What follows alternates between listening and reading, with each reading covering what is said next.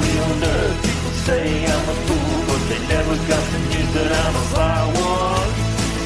Oh yeah, I'm a vile one. You better turn it up, better keep the channel dialed, 'cause you're watching VileMike and his real wild child. Oh yeah, I'm a vile one. You better turn it up, better keep the channel dialed, 'cause you're watching VileMike and his real wild child.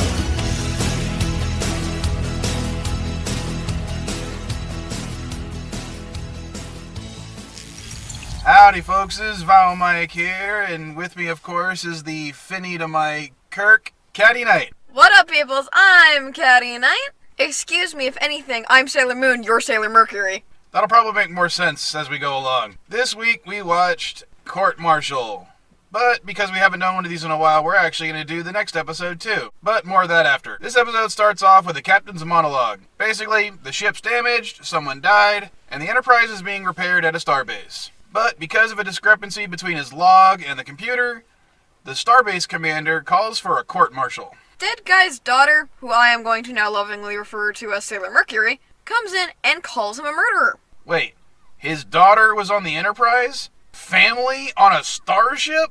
No Starfleet ship would ever allow something like that, ever! Especially the Enterprise. Well, there went my sarcasm detector.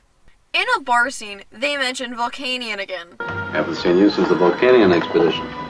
Damn it, Early Trek! Try to be consistent, please, or nerds will be arguing continuity stuff for decades. Too late. Well, we're introduced to another old flame of Kirk's. Is her name Helen? No, it's Errol Shaw. I mean, that's probably why they broke up. Going back to Kirk and the commander yells at Kirk because apparently Kirk lied, as the computer says something completely different than what Kirk actually had said. I wonder how some of the more sensitive people back in the late 60s and the civil rights movement would have taken to this scene. A black man giving a dressing down to a white man. I mean, it's not like the showrunners were trying to use Star Trek to promote some sort of progressive agenda. No, Star Trek would never do that. God damn it, I just fixed my sarcasm detector! I'll get you a new one, since I'm not getting you a phaser. Yes, you are. You just don't know it yet. We'll see. It turns out that Miss Shaw is going to be the prosecutor for the JAG, and is going to be the one to prosecute Kirk. An ex-girlfriend prosecuting the captain. No conflict of interest there. JAG office? Judge Advocate General. Actually, your grandmother, my mom, was in the JAG office. She was a court reporter. So, basically, this episode is another installment of Law & Order Starfleet Victims Unit. They call Spock, McCoy, and Ensign just here for the scene to testify. But Kirk's attorney, Mr. Cogley, does not cross-examine anyone. Objection! Stop with the Phoenix Wright stuff. No! Oh, and Kirk's attorney, Mr. Cogley, he doesn't actually trust computers because he was a boomer before it was cool. Excuse me, I'm the one who makes boomer jokes around here. Boomer. I'm not a boomer, damn it! Anyways, during a break in the court-martial, Sailor Mercury comes in to ask for it to stop. Wow, she changed her mind quickly. Yeah, there was a deleted scene. So we see what happened during the events that led to Finney's death, and the computer's recording of it. I just want to know, though, why does the captain's control panel have so few buttons? Hold it! I don't know! Alright. Spock plays chess and determines that the computer has been hacked.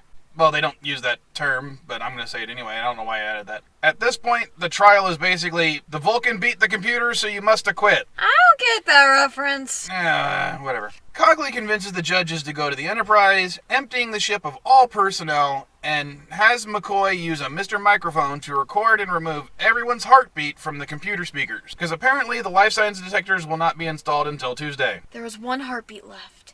It's Finney! And Kirk goes to find him, because... plot. And of course he finds him, and...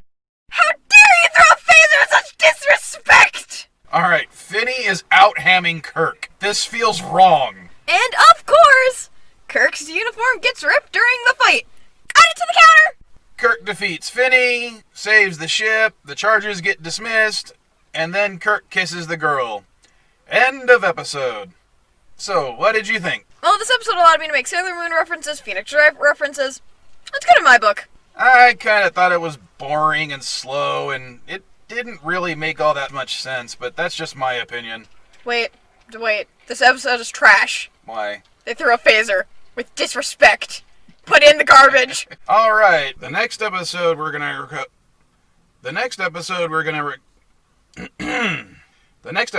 What the fuck? I can't even say this out loud.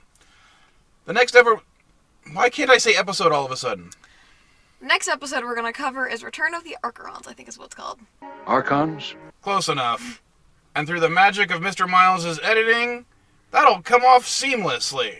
This episode was spoiled for me because of Lower Decks. No, because you didn't remember what Beta 3 was until I showed you after we watched the episode. Whatever. This is the first episode where Kirk talks a machine to death. Kirk kirks so much that he kirks a robot to death. Basically. Alright, general synopsis of this episode. They go down, strange stuff happens, they investigate, more strange stuff happens, Kirk talks the robot to death. That's basically it. Never having seen this episode, I honestly enjoyed it. Even my dad noticed it. While most of the episodes I kind of just sit through, I was actively engaged with this one. It had a very, very interesting mystery, and I honestly wanted to know what was going on. And see, that's where I'm a little bit different. I kind of thought this episode was boring and slow, and they kind of dropped the whole purge aspect of it fairly quickly, and never explained why it was necessary, but it wasn't a bad episode by any stretch of the imagination. I think the main difference in where I seem to enjoy this episode while you didn't, is because I watch anime. And anime's slow. Sometimes painfully slow to me. I'm used to much faster paced entertainment. I also kind of felt that the whole heat beams affecting the Enterprise was a little far-fetched. Kind of makes the Enterprise seem like it has to be in danger, and there has to be some sort of timetable. They couldn't just stick with the dang mystery. Well, they needed more tension. But they could have done it in a different way, I think. When Sulu was brought up in the beginning of the episode, they could have had Sulu basically be a sleeper agent and doing small things to sabotage the ship. Instead, Kirk orders a security guard on him, but the whole plot point is dropped. On the ground, we had McCoy also being brainwashed, and it led to some pretty exciting moments, especially when you get a little fight between DeForest Kelley and Shatner, which, having the two of them kind of choke each other out, probably was lethargic for both of them. Yeah. Also, best acting this season from McCoy. Yeah, I really gotta admit, I love DeForest Kelley's out-hamming Shatner for once. It was thoroughly enjoyable. Definitely not a great episode, it's definitely not a bad episode. It's just somewhere in the middle. So far, besides Squire of Gothos, this has probably been one of my favorite episodes.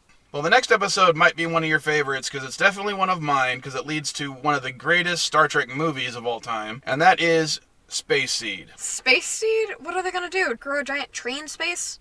You'll have to wait and see. Katty, say the thing. Don't forget, like, comment, subscribe, hit that bell. Bye-bye! Later, folkses.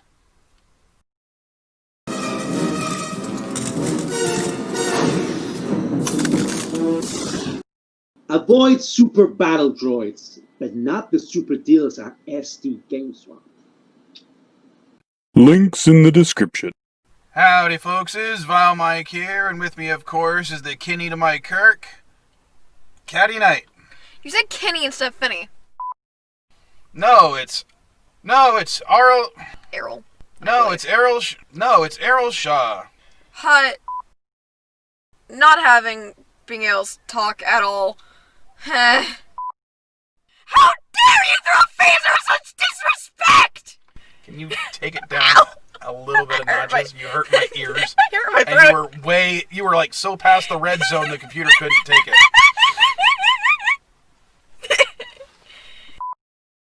Am I forgetting something? Bye-bye. Your favorite thing to frickin' say. Bye-bye! No, hold on. Go.